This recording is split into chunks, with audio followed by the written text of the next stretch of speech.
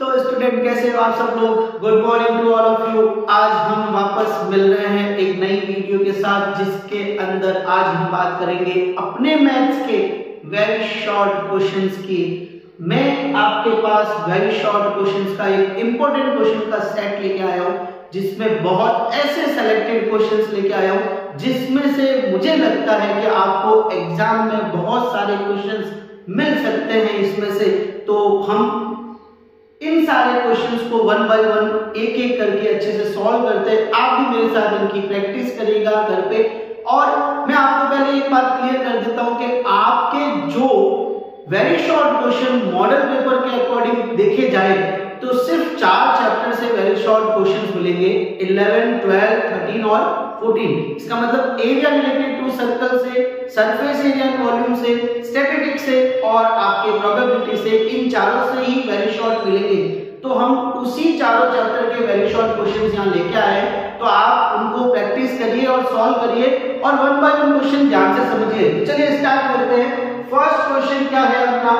First question है the radius of circle is 14 centimetre and subtended angle at the center is 60 degree, then find the length of an arc. Length of an arc निकालनी है theta upon 360 2 पाई r, यही तो formula होता है। तो theta कितना है 60 डिग्री,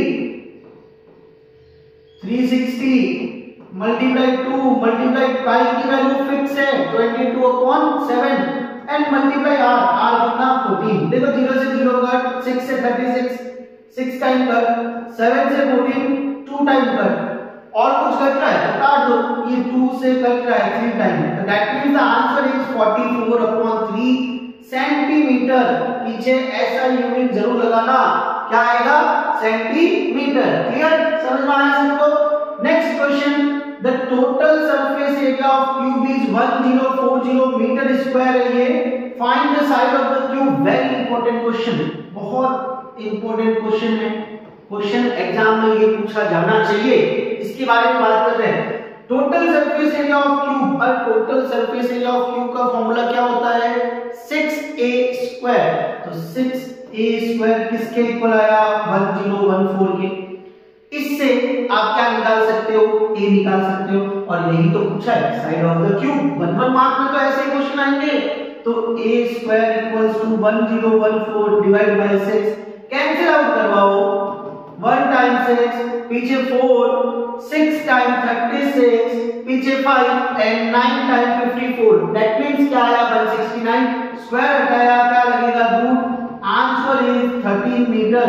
क्यूब की जो साइड होगी वो कितनी होगी 13 मीटर। क्लियर है? आगे बढ़े नेक्स्ट क्वेश्चन आगे बढ़ते हैं क्वेश्चन नंबर 3 की तरफ। क्वेश्चन नंबर 3 क्या है आपका? Find the surface area of sphere of radius 7 centimetre. Sphere का सरफेस एरिया निकालना है जिसकी रेडियस क्या है 7 सेंटीमीटर। तो सरफेस एरिया ऑफ स्फीयर क्या होता है 4 पाई r स्क्वायर। मैं आपको बोल देता हूं कि स्फीयर में ना तो टीए से ना सीए से ऐसा कोई अलग अलग नहीं होता है, उसमें एक ही चीज होती है, तो उसको हम सरफेस एरिया ऑफ स्फीयर बोलते हैं, जिसका फॉर्मूला 4 पाई r स्क्वायर। वैल्यूज पुट करवाओ, 4 * 22 अपॉन 7 into 7 into 7, 7 से 7 cut, that means 88 multiplied by 7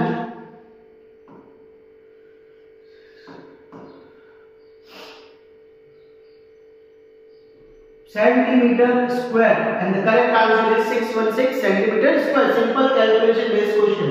Next question, if the center of circle is a quadrant of that circle, sector of a circle is a quadrant of that circle, then what will be the measure of angle formed by the sector or center? अब आप समझो कि जो quadrant होता है वो quadrant कितना angle बनाता है सर्कल के अंदर। कल हमने वीडियो के अंदर देखा था कि क्वाड्रेंट जो है वो 4 पोर्शन में सर्कल को डिवाइड करता है, तो क्वाड्रेंट का एंगल कितना होता है 90 डिग्री। तो जब क्वाड्रेंट को ही एरिया ऑफ सेक्टर बोल दिया गया है तो उसके थ्रू सेंटर पे कितना एंगल बनेगा 90 डिग्री का एंगल बनेगा। यही तो पूछा है कि form the sector on centre, ये सेक्टर सेंटर पे कितना एंगल बनाएगा, तो कितना बनाएगा 90 डिग्री का एंगल बनाएगा। क्लियर? नेक्स्ट आगे बढ़ते हैं, क्वेश्चन 4 कंप्लीट किया। क्वेश्चन 5 क्या है?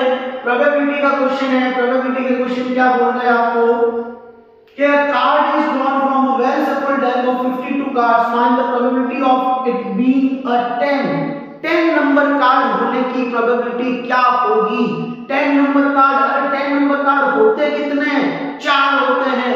एक स्पेड में, एक डायमंड में, एक आपका क्लब में और एक आपका हार्ट में, तो 4 होते हैं। तो फेवरेबल आउटकम कितने हो गए? 4।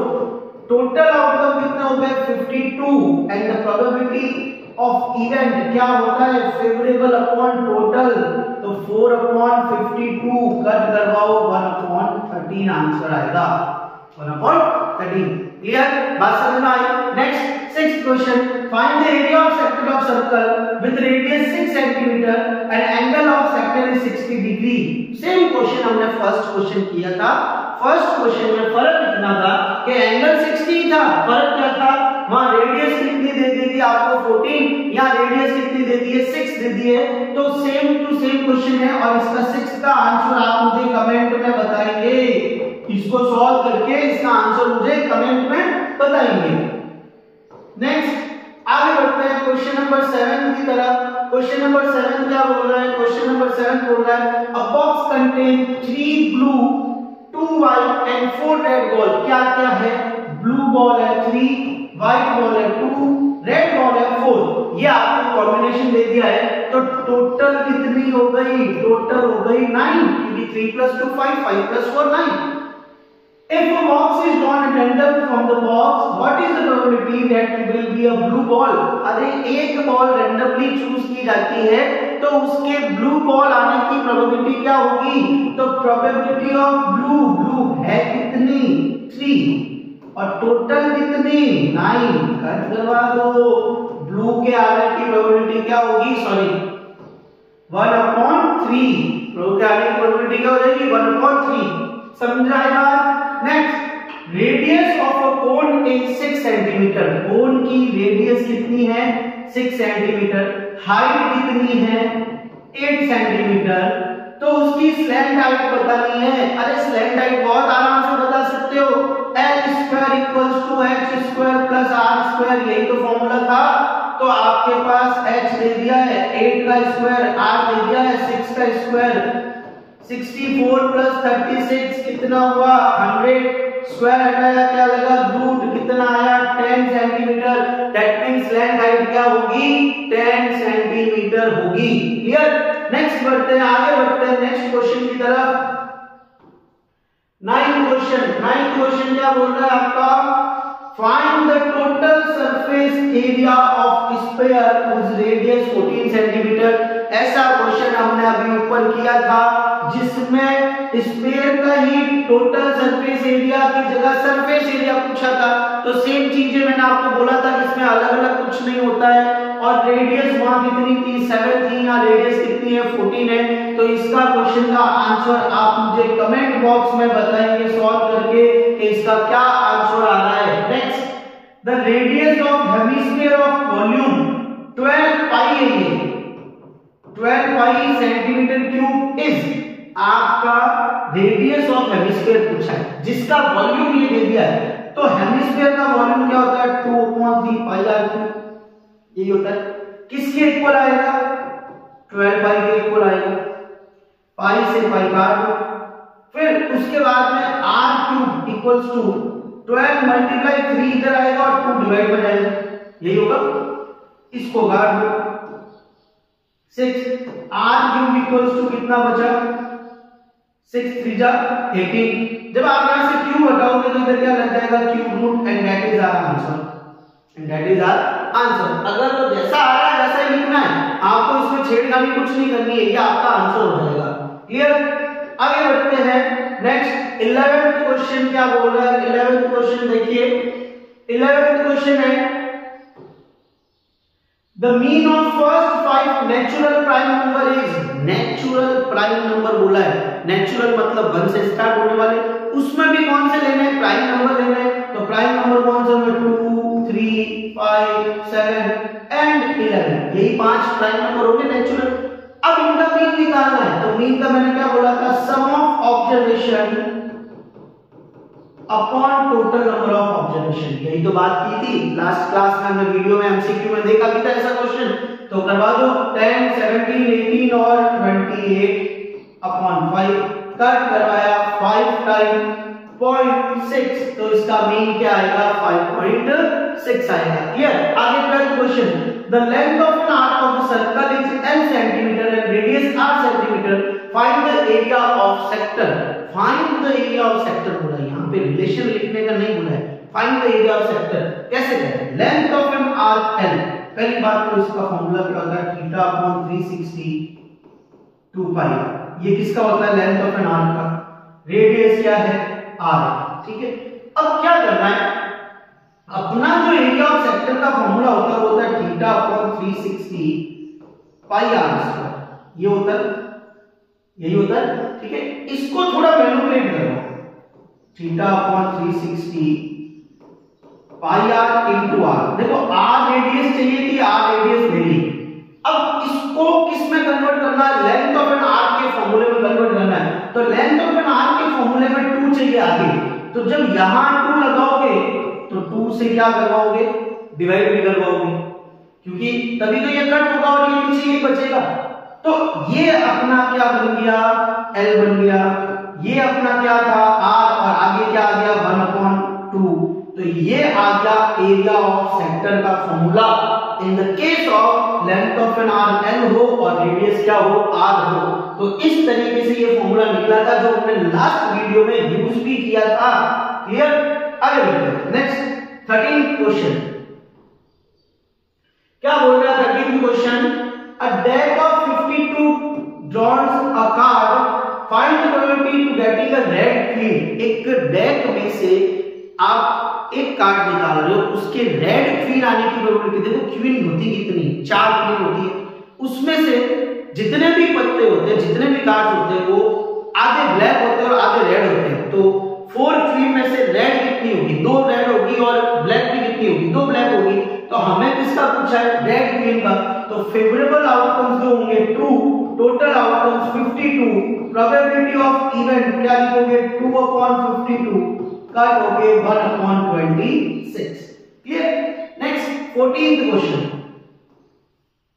14th क्वेश्चन बहुत ही अच्छा क्वेश्चन है और मेरे हिसाब से ये आपको पेपर में मिलेगा, ये आपको पेपर में मिलेगा, मुझे जहां तक लग रहा है ये पेपर में मिलेगा।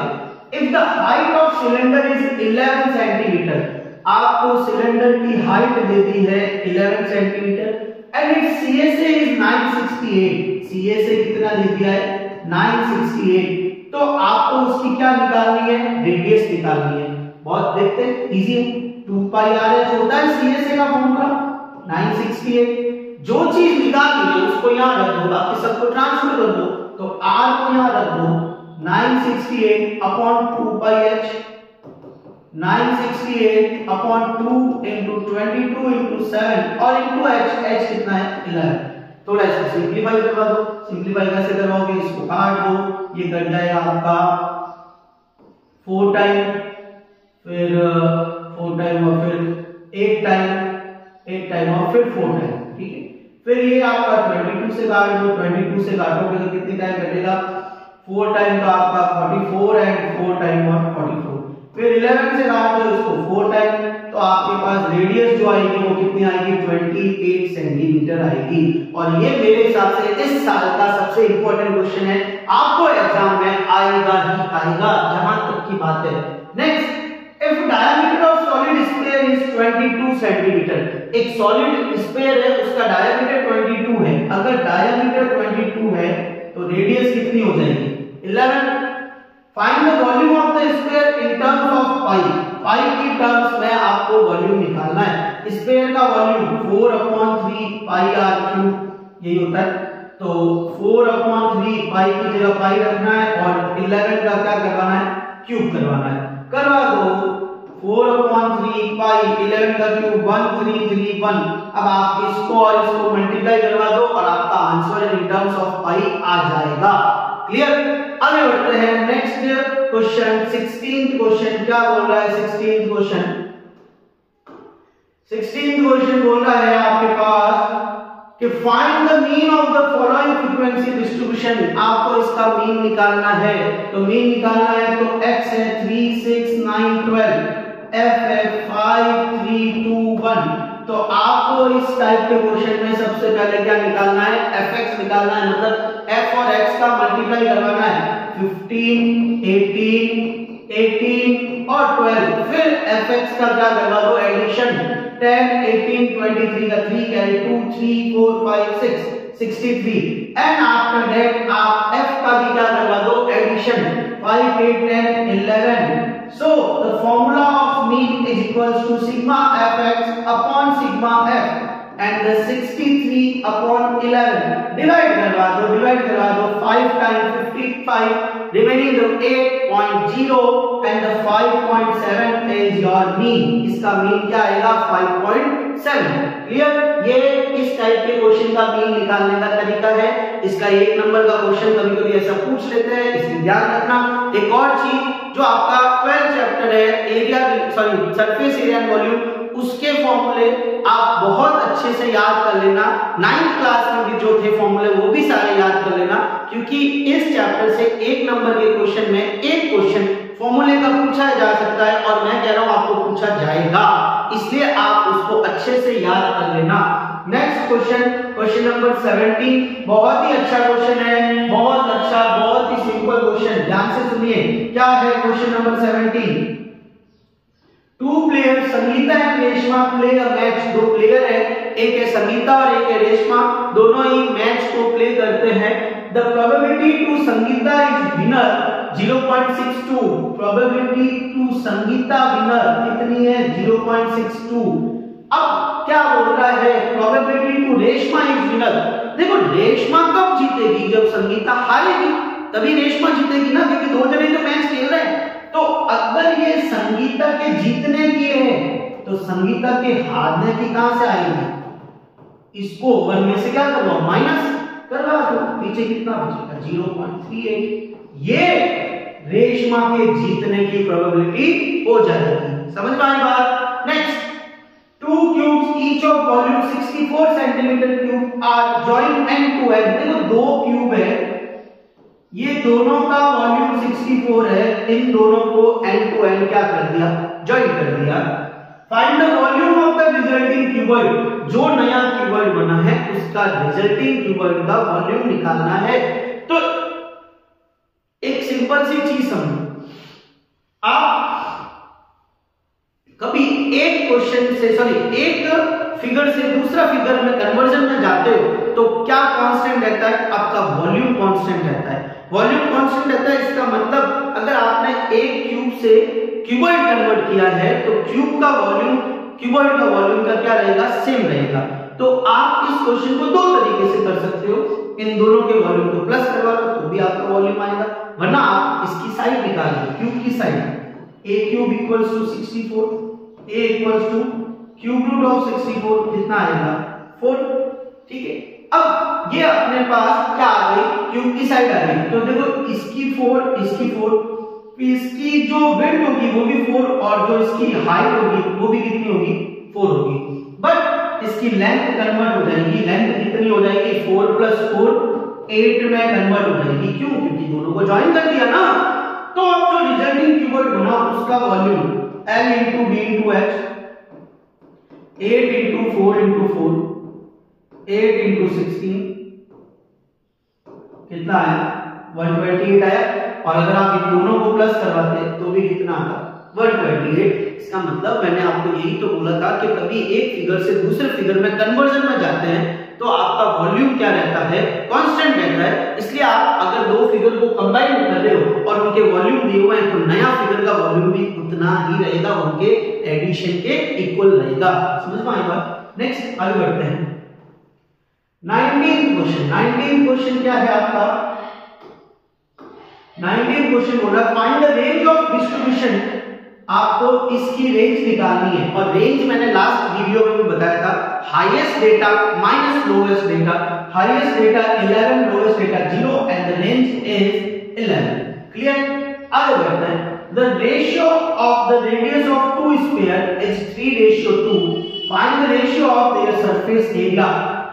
स्फीयर की रेडियस का रेशियो दिया हुआ है और उसके सरफेस एरिया का रेशियो निकालना है। तो r1 अपॉन r2 आपको 3 अपॉन 2 दिया हुआ है और सरफेस एरिया 4 पाई r1 स्क्वायर 4 पाई r2 स्क्वायर, 4 पाई से 4 पाई काट दो, r1 अपॉन r2 का क्या करवा दो, स्क्वायर करवा दो, दैट इज 9:4।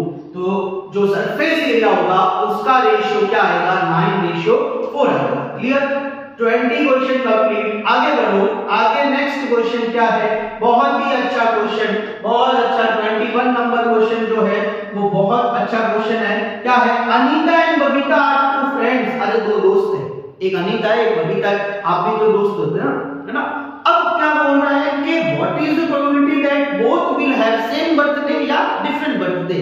आपके दो दोस्त है, आपके एक फ्रेंड है, उसका बर्थडे और आपका बर्थडे सेम डे आएगा तो उसकी प्रोबेबिलिटी बतानी है और डिफरेंट डे आएगा तो उसकी प्रोबेबिलिटी बतानी है। तो एक बात बताओ मुझे कि पूरे साल में आप दोनों का बर्थडे सेम डे आता है तो वो दिन कितनी बार आएगा, एक बार ही तो आएगा। मेरा जैसे 14 सितंबर आता है तो आप मेरे साथ किसी और का भी अगर 14 सितंबर आएगा तो वो डे तो दिन साल में एक बार ही आया। तो सेम बर्थडे की प्रोबेबिलिटी जो होगी उसके लिए फेवरेबल आउटकम कितना होगा, 1, और टोटल कितने होंगे 365, क्योंकि हमें इग्नोरिंग द लीप ईयर बोला तो 365। अब अगर डिफरेंट बर्थडे की बात करूं, अगर मेरा 14 को आ रहा है तो बाकी वाला जो मेरा दोस्त है उसका 14 को नहीं आना चाहिए, बाकी कभी भी आ सकता है। तो उसके लिए कितने दिन हुए, 364 डेज हुए। तो प्रोबेबिलिटी उसकी क्या हुई, 364 अपॉन 365। तो ये बहुत अच्छा क्वेश्चन है और ये मुझे बहुत अच्छा लगता है क्वेश्चन, तो इसलिए आप इसको अच्छे से करिए। Next, mode of the following distribution, this is 5, find the value of x। अब समझो क्या बोला था, मोड क्या होता है, हाईएस्ट फ्रीक्वेंसी होता है, हाईएस्ट फ्रीक्वेंसी।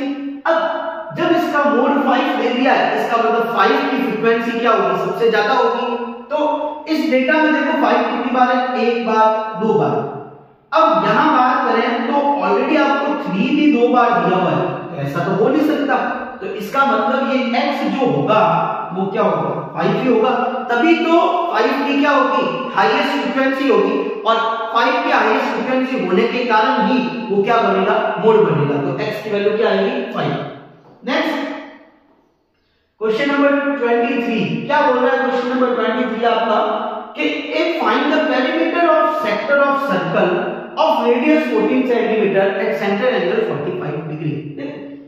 आपका सेक्टर ये बनता है, ये सेक्टर है। अब इस सेक्टर का एरिया या कुछ नहीं पूछा है आपको, इसका क्या पूछा है, पेरीमीटर पूछा है। तो देखो पेरीमीटर ये बाहर की बाउंड्री होती है, ये बाहर की बाउंड्री। तो ये तो क्या है, लेंथ ऑफ एन आर्क, ये क्या है, रेडियस, और ये भी क्या है, रेडियस। तो मतलब जो इसका पेरीमीटर आएगा वो L प्लस R आएगा। बात समझ में आ गई। L मतलब area, sorry length of an arc, that is theta upon 360 pi r, plus r कितनी है 14, तो 2 into 14 है ना। अब वैल्यूज को देखो, थीटा हो गया 45, ये 360, ये मल्टीप्लाई 2 मल्टीप्लाई 22 अपॉन 7, और ये हो गया 28। ठीक, काट दो, ये 2 टाइम कट गया। अब ये 45 से कट रहा है तो काट दो, 45 से कितनी टाइम कटेगा, ये 8 टाइम कटेगा। कितनी टाइम, 8 टाइम। ठीक, फिर ये 4 टाइम, फिर ये 2 टाइम, फिर ये 11 time, remaining 11 plus 28, that means answer is 39। तो जो अपना perimeter of sector of circle होगा वो क्या आएगा, 39 आएगा, और वो इस तरीके से निकलता है, ध्यान रखना। क्लियर। 2025 के बोर्ड के पेपर का क्वेश्चन, 2025 के बोर्ड के पेपर का क्वेश्चन पक्का। If the arithmetic mean of x plus 3, x plus 6, x plus 9, x plus 12 is 10, then find the x। आपको बोला है कि इन सब का मीन 10 है तो x निकालना है। तो हमने क्या बात की थी कि mean equals to sum of observation, sum of observation करवा दो, ये सम ऑफ ऑब्जर्वेशन हो गया ना। कितने ऑब्जर्वेशन है? 1 2 3 4 5, ये 5 कर दिए। यही होता था mean equals to sum of observation upon total number of observation. इसको भेज दो उधर, कितना हो गया 50। x plus x 2x 3x 4x 5x, ये हो गया 5x। 3 plus 6 9, 9 plus 9 18, 18 plus 12 30, ये हो गया 30। 30 गया उधर। 50 minus 30 equals to 5x, 20 equals to 5x and x equals to 4। 20 से 5 डिवाइड करवा दो, x equals to 4। बहुत अच्छा क्वेश्चन है और 2025 के लिए बहुत इंपॉर्टेंट क्वेश्चन है, समझ में आई बात? Next 25 number question, find the median of first 10 prime numbers. अरे फर्स्ट 10 प्राइम नंबर्स कौन से होते हैं भाई? फर्स्ट 10 प्राइम नंबर्स कल भी ऐसा क्वेश्चन वीडियो में किया है। 2 3 5 7 11 13 17 19, कितने हो गए? 3 3 6 7 8 19 23 एंड 23 24 नहीं, 25 नहीं, 26 नहीं, 27 नहीं, 28 नहीं, 29। ठीक है, ये हो गया आपके 10 प्राइम नंबर। अब आपको क्या करना है? n upon 2 plus n upon 2 plus 1 और डिवाइड बाय 2। यही तो इवन का फॉर्मूला होता था मीडियन में। मीडियन में इवन का फॉर्मूला ये होता था, क्योंकि n कितना है? 10 है। 10 मतलब क्या है? इवन है, तो इवन का यही फॉर्मूला होता था। तो 10 upon 2 प्लस 10 upon 2 प्लस 1 और होल डिवाइड बाय 2, कितना आया? Fifth term. यहां से कितना आया? 5 plus 1 sixth term divide by 2। मतलब आपको इस डेटा में फिफ्थ टर्म ढूंढनी है और सिक्स्थ टर्म ढूंढनी है। देखो 1 2 3 4 फिफ्थ टर्म और सिक्स्थ टर्म, तो क्या आया? 11 प्लस 13 अपॉन 2, 24 अपॉन 2, कितना हो गया? 12। तो फर्स्ट 10 प्राइम नंबर्स का जो मीडियन होगा वो क्या होगा? 12 होगा। बात समझ में आई? यहां तक का क्वेश्चन कंप्लीट हुआ। समझ में आया क्या? मैंने आपको 25 क्वेश्चन करवाए। नेक्स्ट वीडियो में हम इसके और 25 क्वेश्चन देखेंगे, तब अपने वेरी शॉर्ट का कंसेप्ट पूरा क्लियर हो जाएगा। फिर उसके बाद में हम लोग शॉर्ट क्वेश्चन 2 मार्क्स के क्वेश्चंस पे आएंगे और देन आफ्टर हम लॉन्ग क्वेश्चंस पे आएंगे। तो आज की वीडियो को बहुत अच्छे से ध्यान से समझो, बहुत अच्छे से इसकी सारे क्वेश्चंस की प्रैक्टिस एक बार खुद से भी करो और ज्यादा से ज्यादा वीडियो को लाइक और सब्सक्राइब करो। और जो क्वेश्चन मैंने कमेंट में पूछा आपको आंसर देने का, वो कमेंट में देना। मिलते हैं नेक्स्ट वीडियो में ऐसे ही कुछ मजेदार क्वेश्चंस लेके, जो आपके बोर्ड एग्जाम के लिए बहुत ही फायदेमंद है, बहुत ही ज्यादा आपके लिए ऐसा हो सकता है कि आपके माइंड को शार्प करने में बहुत ही तेज चलेगा और बहुत ही अच्छे से समझाऊंगा। ध्यान से देखते रहिए video. Thank you so much.